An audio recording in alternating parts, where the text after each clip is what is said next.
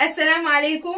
معكم الأستاذة بهيجة عقبة، أستاذة اللغة الإنجليزية بالثانوية التأهيلية ابن تمرت، المديرية الإقليمية مراكش، أكاديمية مراكش آسفي. Do you freak out once you hear that you're having a global test the next week?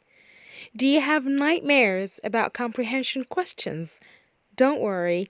In this lesson, I'm going to walk you through a step-by-step process that would skill you up, and I'm pretty sure that you'll enjoy it. We're all familiar with global tests. We all know that a global test has a text, comprehension questions, language tasks, and writing. And I know that it sounds pretty much normal to read the texts before reading the questions. But how about if we do it the other way around? And how about if we read the questions before reading the text?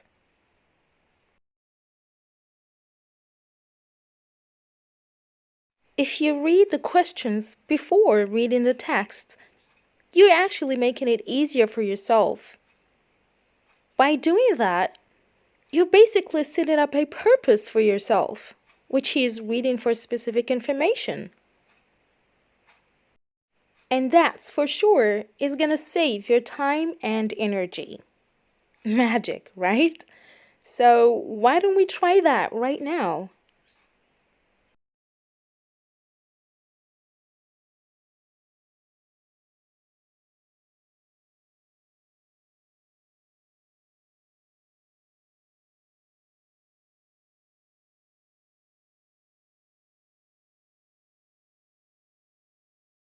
You must have noticed that this is a true or false exercise.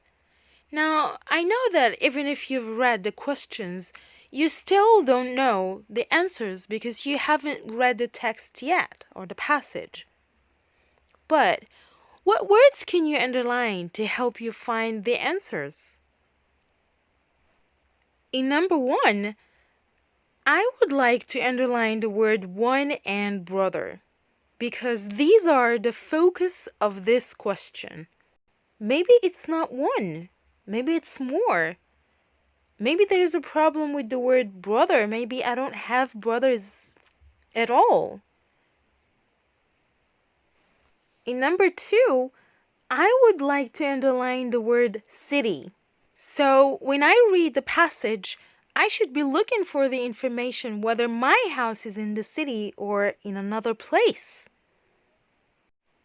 In number four, the keyword here is going to be teacher.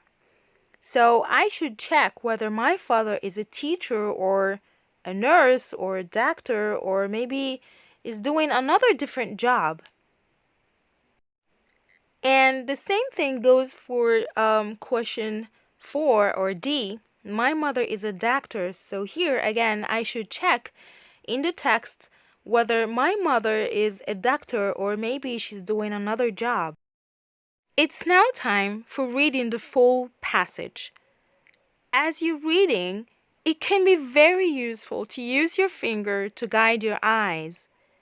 You should read naturally, but you should also be looking for any of the keywords that you underlined or any related words. And if you find the keywords, you should slow down and read carefully. Now you are ready to read the text. You will notice that you can easily and quickly decide whether the statements are true or false. Good luck!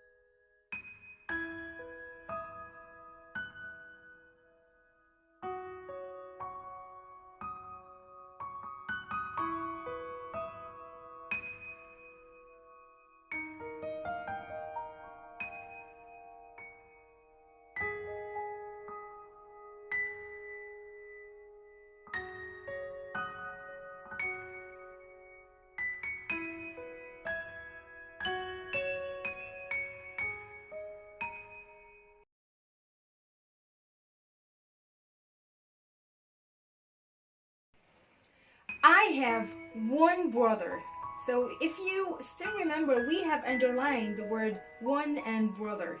It's false because in the text we have I have two brothers. My house is near the mountains, not the city. My father is a teacher. It's true because in the text we have my father teaches mathematics. That means he's a teacher, right? D. My mother is a doctor. That's false. In the text we have my mother is a nurse, not a doctor. Well done, everyone. Now let's move to comprehension task 2.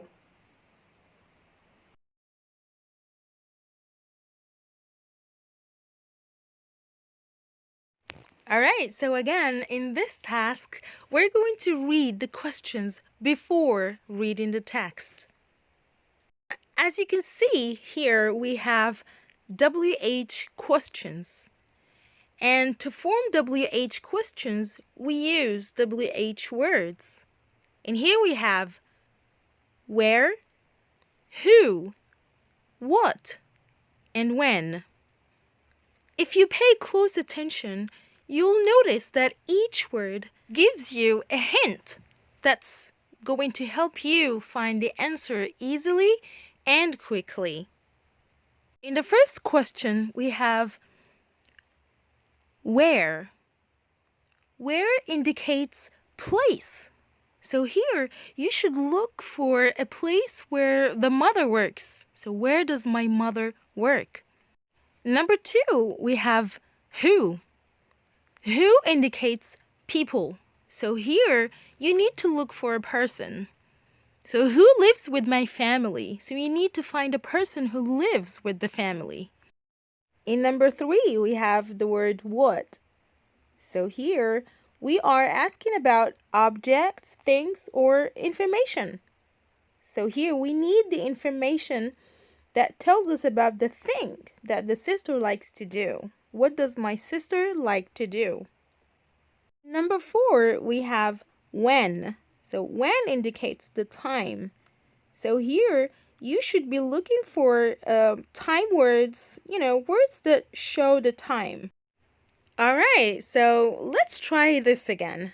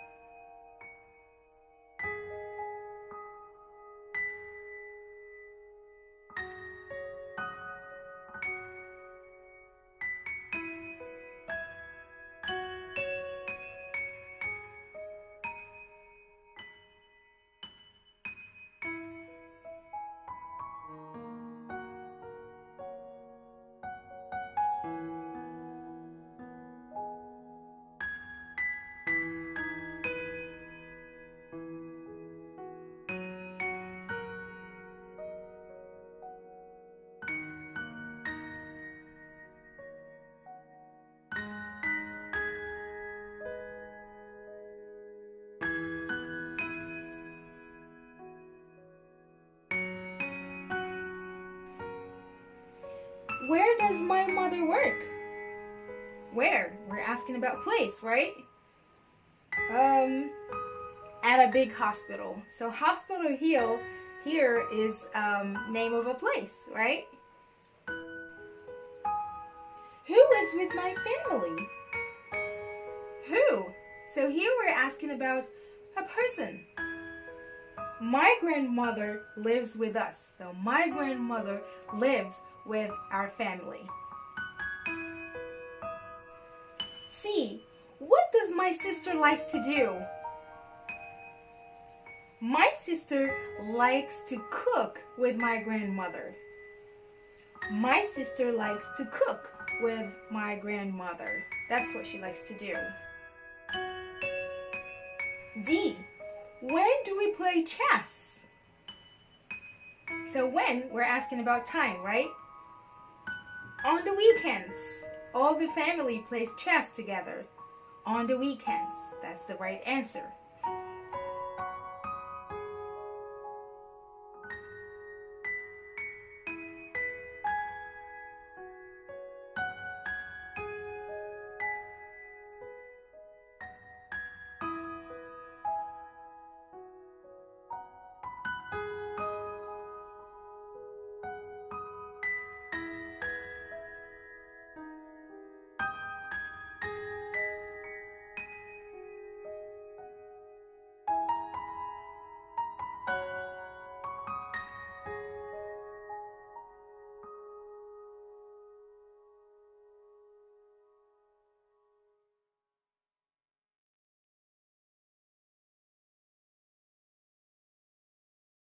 In global tests, you can also encounter questions in which you're asked to find synonyms or antonyms of certain words, words that exist in the text.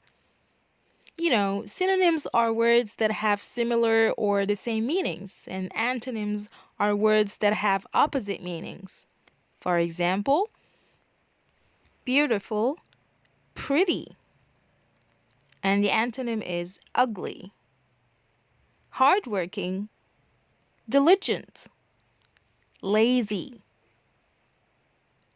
End, finish, start, fast, quick, slow, fastly, quickly, slowly. Inside, within, outside. Happiness, joy, unhappiness. Sometimes you come across words that you don't understand, and so you can't determine their form or category, whether they are nouns, adjectives, adverbs. If the word is a noun, is it singular or plural? If it's a verb, is it in its infinitive, present, or past form? And if it's an adjective, you should know that its equivalent in the text should be followed by a noun, like in a small car, a good person, or preceded by a subject and a verb, like she is kind or the city is clean. If you notice that the letters ly has been added to an adjective, you must know that that's an adverb. Adverbs are often formed by adding the letters ly. Example, she speaks slowly. So slowly here is an adverb. Now let's have some practice. Here is our text, and here is our rubric. The rubric says, find in the text words that mean the same as wake up, begins, films, spare. Wake up. Wake up is a verb. It's a phrasal verb, so maybe the preposition can be a key part. Maybe the verb you should be looking for in the text has the same form. Begins is also a verb. The S at the end tells us that this is a verb conjugated in the present simple. So, The equivalent in the text should have the same form. Films is a noun. The S here indicates the plural form. So here we should be looking for a noun which is also in the plural form. Spare is an adjective. It describes the noun. The noun could be a person or a thing or a place or an abstract concept or idea.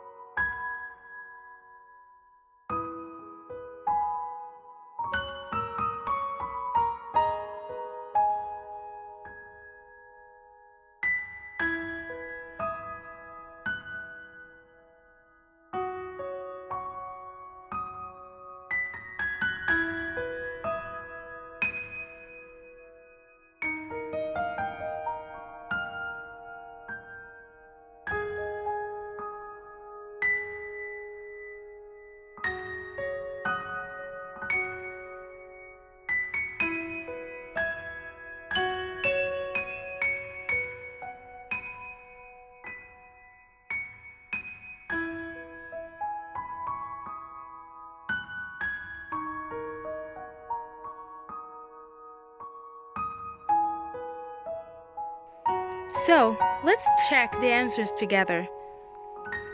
Wake up. So here in the text we have get up. See, it's the same form, phrasal verb. Begins.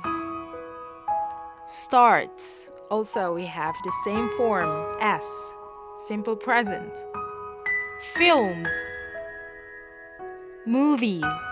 Again, it's a noun and we have the S, the plural form. Spare time. Free time. So here we collocate the word spare with time, and also free goes with time.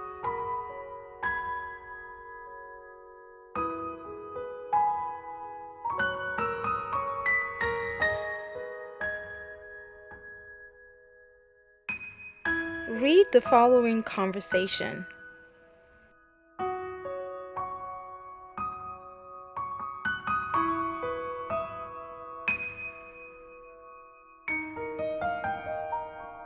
Now that you've read the conversation, you must have noticed that all the words between brackets are adjectives, and that the two girls are discussing or comparing between shopping places or shopping malls. And so you should recall the lesson of comparatives and superlatives.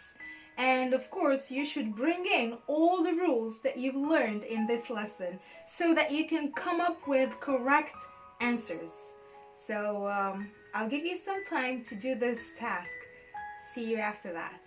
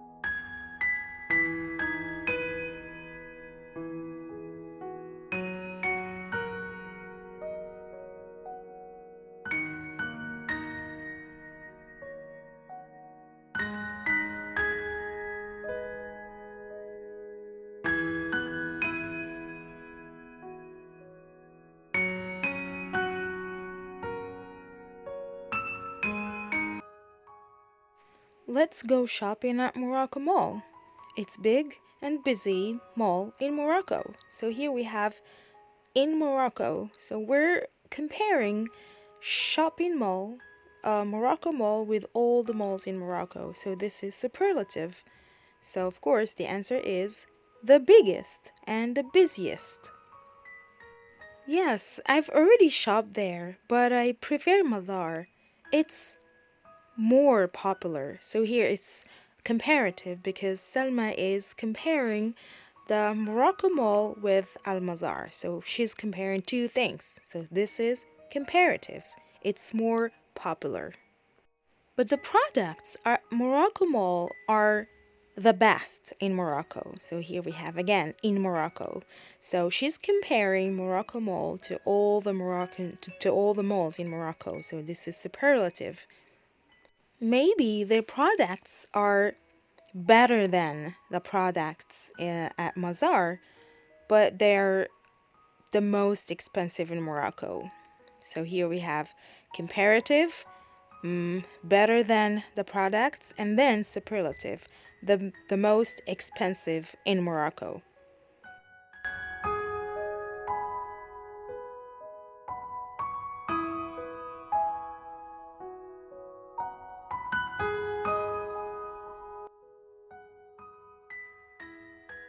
Put the verbs between brackets in the correct form.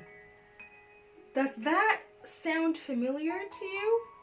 I don't think so, because you're used to rubrics or instructions like put the verbs in the simple present or the present continuous, put the verbs in the simple past, the past continuous, or the future.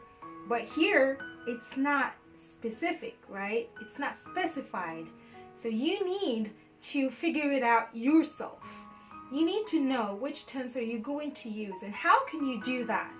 Of course, you need to look for signal words, time words that would help you figure out which tense to use. Time to do the task. Show me what you've got.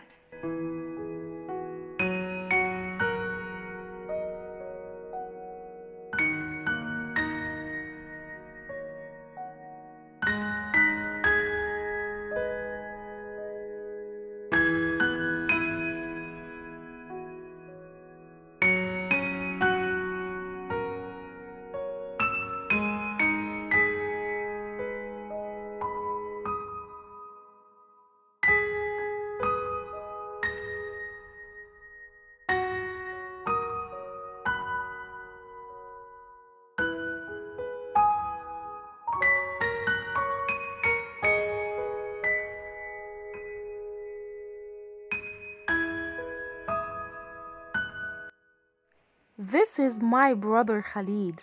So here we're talking about something that is always true. So we use the present simple to describe that. Khalid has black hair. Also in here we use the present simple because we're talking about something that is true now. Present truths. He usually wears glasses. So usually here refers to repeated actions or habits.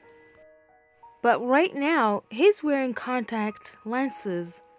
So here we have right now, this is keyword, and it refers to an ongoing action, which is the present continuous. Khalid likes sports. So here we're talking about present truths. We use the simple present to describe that. Tomorrow, he will play basketball with his friends. And here we have tomorrow, which is a signal word that indicates the future.